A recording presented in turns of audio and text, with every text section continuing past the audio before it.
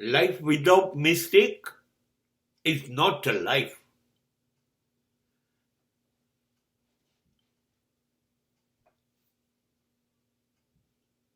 If you expect that a zero mistake in my life, that is the biggest stupidity.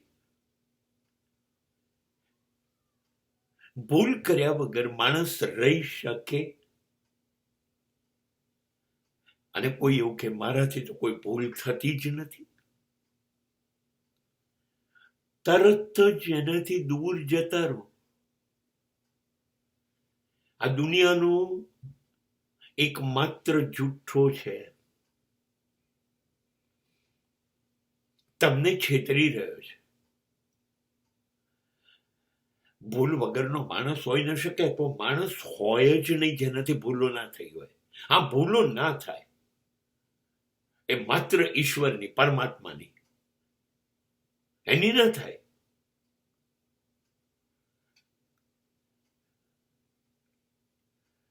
પણ એ દેખાય છે, એ આપણી વચ્ચે આવે છે. જોયો આપણે એને? હા, આપણે જેને જોઈએ છે એ માણસ છે, એને તો ભૂલ થયા વગર ચાલશે નહીં. અને ભેગા રહેવું છે ને, ભેગા રહેવું છે. મિત્રો, ફ્રેન્ડ્સ, ભાઈ ભાંડુઓ,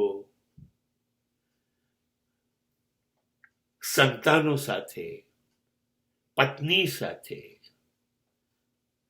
પ્રેમીઓએ પ્રેમિકા વગેરે સાથે બધા ભેગા જ રહેવું પડે છે ને. એના વગર જીવવાની મજા આવી ન શકે. હવે રહીશું જોડે તો ભૂલો તો થવાની જ છે. હવે પછી કકાટ કરવાનું, તે ભૂલ કરી, તે ભૂલ કરી. અરે છોડો ને, ભૂલો કરવા તો જન્મ લીધો છે. બસ એક જ બોલો, તું મુझे કબૂલ, मैं तुझे कबूल. તારી ભૂલ મને મંજૂર, મારી ભૂલ તું યાર મંજૂર રાખ. છોડને યાર, થઈ ગયું. એકબીજા પાસે પોતાની ભૂલો માની લો, કબૂલ કરી લો. અને પછી જેની ભૂલ નથી થઈ, એ માણસે જેની ભૂલ થઈ છે એને છાતીએ લગાડી દેવો જોઈએ, એને વાંસે હાથ ફેરવવો જોઈએ. થાય, અરે છોડ, થઈ ગયું, ચલ ભૂલી જા. બસ, ધીસ ઇઝ અ સિમ્પલ લો. આ એક નાનકડો કાયદો છે. ભૂલો તો થશે જ, બધાથી થશે. અને બધા એટલું શીખી જઈએ, ભૂલો થાય, થઈ ગઈ તો ભલે થઈ ગઈ, નુકસાન થયું તો ભલે નુકસાન થયું, જોઈ લઈશું યાર, દેખ લેંગે. આ ટેમ્પરામેન્ટથી શું થશે?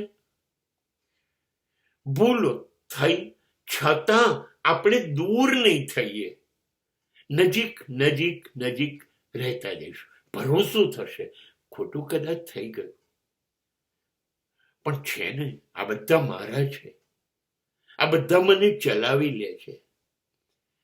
સાચું કહું, મારી જિંદગીમાં મને જો કોઈ સૌથી વધુ આનંદ થયો હોય ને, સંતોષ, અત્યારે 70 વર્ષે, તો એ જ છે. મારી એટલી બધી ભૂલો છે, ગણી નથી શકતો. બધી ભૂલોને મા બાપે ચલાવી લીધી, ભાઈ બહેનોએ ચલાવી લીધી. અને સૌથી અદભુત તો મારી દીકરી છે. આમ આમ એક એક ભૂલ એને ખબર છે, અને છતાં એનું વાક્ય શું હોય? ના, મને તો આ જ પપ્પા જોઈએ. હજી બીજી હજારો ભૂલ થાય તો પણ વાંધો નહીં. તમારી બધી ભૂલો સાથે હું તમને પ્રેમ કરું છું. તમે બહુ સરસ હોય તો જ મારા પપ્પા. ના, એવું નથી. તમારી એક પણ ભૂલ મારે યાદ કરવી નથી ને. હવે થશે તો કોઈ પ્રશ્ન નથી. મને તમારી જરૂર છે. ભૂલો થાય તો પણ, ના થાય તો પણ તમે વિચારો. જીવન અત્યારે જ નંદનવન સ્વર્ગ બની ગયું કે ના બની ગયું?